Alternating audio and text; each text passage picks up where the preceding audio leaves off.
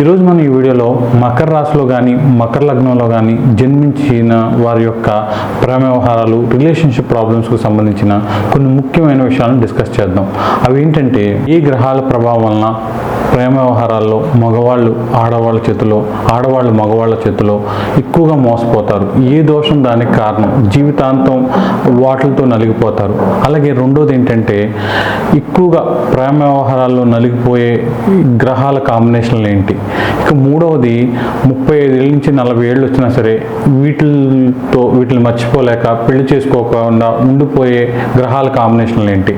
అలాగే నాలుగోది ఏంటంటే ఇంకా వీటిని తట్టుకోలేక కొన్ని గ్రహాలు యాడ్ అయినప్పుడు చెడు అలవాట్లకు బానిస అయిపోవడం, ఆ చెడు అలవాట్లలోనే జీవితాన్ని సర్వనాశనం చేసుకోవడం ఏ గ్రహాల వల్ల ఇలా జరుగుతుంది.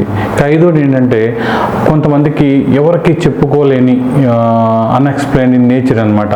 అంటే 20 ఏళ్ళ వ్యక్తి ఒక 40 ఏళ్ళ వ్యక్తిని ఆడవాళ్ళైనా మగవాళ్ళైనా వాళ్ళతో మ్యారేజ్ చేసుకోవడం, సహజీవనం చేయడం, వాళ్ళ పిల్లలకు తండ్రిగా ఉండడం, ఇలాంటివి జరగడానికి ఏ గ్రహాలు కారణం.